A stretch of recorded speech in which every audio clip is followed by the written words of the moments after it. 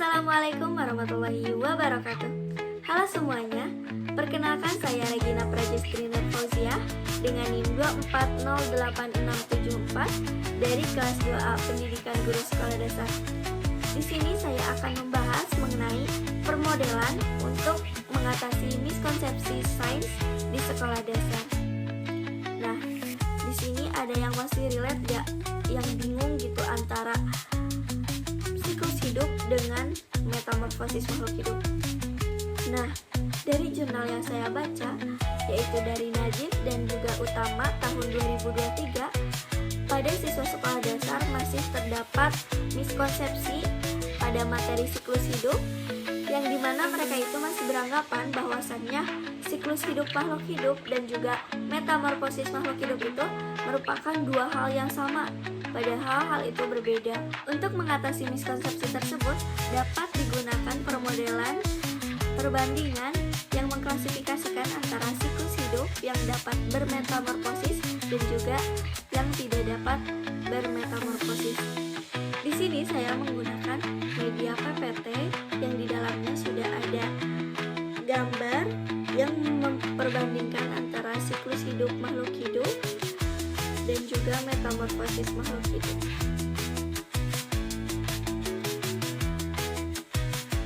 Yang mana media ini bertujuan untuk memudahkan anak-anak dalam mengidentifikasi perbedaan antara siklus hidup makhluk hidup dengan metamorfosis makhluk hidup. Nah, di sini sudah terdapat gambar perbandingan antara siklus hidup makhluk hidup dan metamorfosis makhluk hidup. Pertama-tama kita akan membahas siklus hidup makhluk hidup, yang dimana siklus hidup makhluk hidup itu merupakan rangkaian perubahan pada makhluk hidup. Nah, siklus hidup itu merupakan tahapan hidup yang dialami semua makhluk hidup, mulai dari lahir, tumbuh, berkembang biak, sampai dengan meninggal. Nah, seperti halnya dengan manusia itu mengalami siklus hidup yang mana dari masa bayi, kemudian beranjak menjadi kanak-kanak, dan selanjutnya menjadi dewasa. Nah, jadi tahapan umum dari siklus hidup itu yang pertama dari masa bayi, kemudian beranjak pada masa kanak-kanak dan juga dewasa. Jadi siklus hidup hewan dan juga manusia itu sama, tidak berbeda. Nah, contoh siklus hidup dari hewan itu yang pertama ayam bertelur, kemudian menetas, kemudian jadi anak ayam, dan selanjutnya beranjak dewasa. Begitupun dengan kelinci, di mana kelinci ini pertama-tama menjadi bayi kelinci, selanjutnya kelinci anak, selanjutnya kelinci muda, dan terakhir kelinci dewasa. Nah, selanjutnya ada metamorfosis makhluk hidup. Lain halnya dengan siklus hidup, metamorfosis makhluk hidup ini merupakan perubahan bentuk makhluk hidup, yang dimana metamorfosis makhluk hidup itu terdapat dua jenis. Yang pertama ada metamorfosis sempurna, terdiri dari 4 tahap. Yang pertama dari telur, kemudian menjadi larva, pupa, dan terakhir individu dewasa. Sedangkan metamorfosis tidak sempurna itu terdiri dari 3 tahapan. Yang pertama ada telur, selanjutnya ada nimfa, dan kemudian menjadi individu dewasa. Nah, contoh metamorfosis sempurna itu seperti yang terjadi pada kupu-kupu, di mana kupu-kupu itu berawal dari telur yang kemudian berubah menjadi larva ataupun ulat, selanjutnya berubah menjadi kepompong atau pupa, dan yang terakhir menjadi kupu-kupu dewasa. Sedangkan contoh metamorfosis sempurna itu yaitu terjadi pada belalang, yang dimana pertama-tama dari telur, kemudian menjadi nimfa atau belalang muda, dan yang terakhir menjadi belalang dewasa.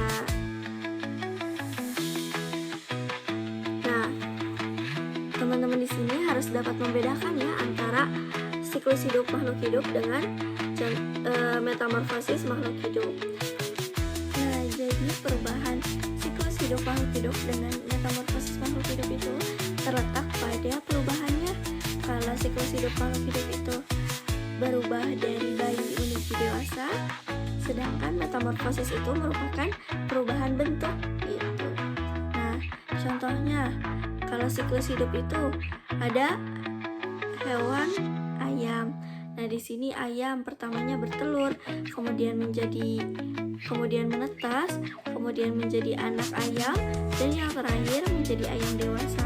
Sedangkan metamorfosis itu contohnya terjadi pada kupu-kupu, yang dimana awalnya itu dari telur, kemudian berubah menjadi ular, kemudian berubah lagi menjadi kepompong, dan yang terakhir menjadi kupu-kupu.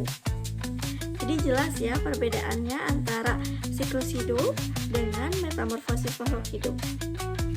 Nah, selain itu saya juga sudah menyiapkan latihan soal perbandingan, yang dimana di dalamnya itu sudah terdapat tabel hewan, kemudian tahap siklus hidupnya seperti apa, terus apakah bentuk tubuh berubah drastis atau tidak, kemudian metamorfosis atau tidak.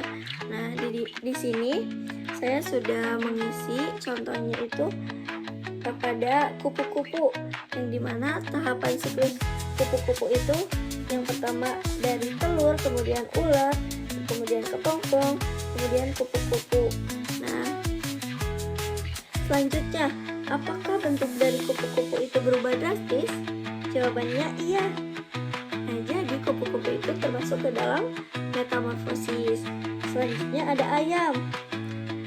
Nah, tahapan siklus hidup ayam itu yang pertama ada telur, kemudian ada anak ayam, kemudian ayam dewasa.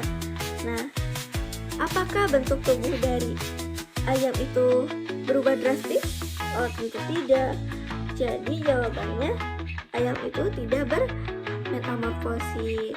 Nah, hal ini itu merupakan bagian penting agar anak dapat mengingat antara perbedaan siklus hidup dengan metamorfosis makhluk hidup.